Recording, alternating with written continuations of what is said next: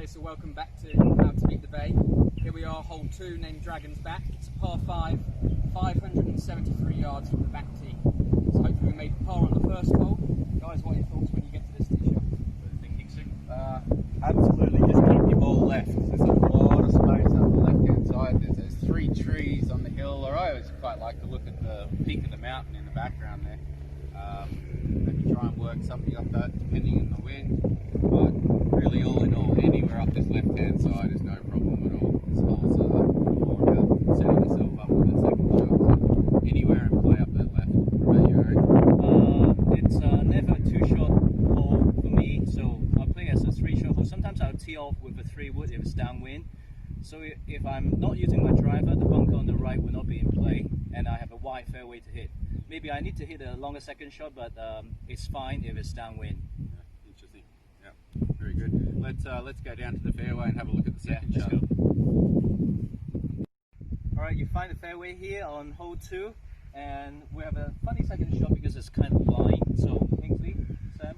So I always use as a reference that little green hut about halfway up the mountain in the background. I know from pretty much anywhere in the fairway here, as long as we're left of that gazebo, we're safe. Anything getting right of there, we start bringing the penalty area or the cart path into play. So that's always my reference. What else do you look for here, Sam? Yeah, similar type of thing. I guess the only other thing I'd say to really watch out for is we've got a bunker about 90-95 yards short of the green. So if we're going to lay up short of that, we want to make sure that we're well short of it. There's no point trying to take 1 club extra just to be safe. Yeah, definitely don't want to be in that bunker. If you're in between the two, just play your club short. You're only going to have a wedge onto the green from there. And if you find the fairway, you can get some control from that little downslope. Yeah. All right, let's go take a look at the approach shot then. Sure. Okay, so as I mentioned, here's the fairway bunker about 90-95 yards out from the green that we want to try to avoid. If we've laid up with our second shot, this is the kind of area we'd hopefully try to find ourselves in. Kingsley, anything else you think about when playing the approach into the green? So we're somewhere around the 100-yard mark here. Club selection's important. We're on a little bit of a downslope here, which will make the ball go a little bit further. Always trying to avoid going over the back of this green. Again, you bail out a little bit on the left side. The club selection's quite tricky off this downslope, and the wind can be a big effect here, depending on what time of year we're at. We're in a pretty exposed part of the golf course. You play less club into the green? Definitely a little less club off this downslope.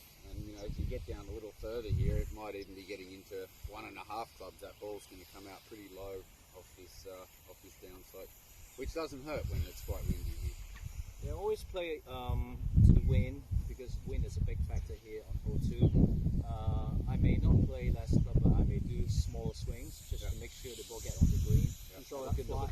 Yeah, it's going to come out low anyways. So I think it's a big decision here is what the pin placement is. You know, there's certain pins here that you're really forgetting about and just aiming at the middle of the green. You get some pins around the middle and left side of the green, then you know you can be a little bit more attacking.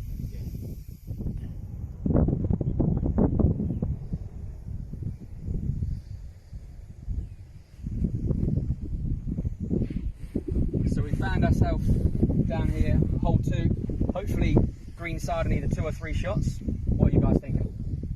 So we can see really big green. Club selection was important. Probably 3 to 4 clubs difference from back to front here.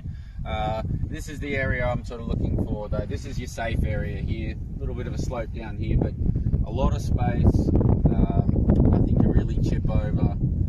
Definitely your bailout area. 9 times out of 10 that wind's coming across and pushing you over there anyway.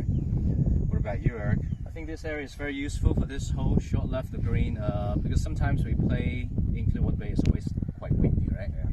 We miss it short left, we'll leave ourselves like a very easy chip, get back to the game, get a par, save a par, not bad to start around. What clubs do you use from over there? Well, we would not use wedges. I try to keep the ball low, maybe a 9 or 8 iron, something like that. Little chip and runs up the hill. Yeah, and I guess second hole, reasonably shortish par 5 if we can make a birdie. Good chance because we've got a tough hole coming up. Yeah, for sure. Speaking of tough holes, let's go over to hole 3.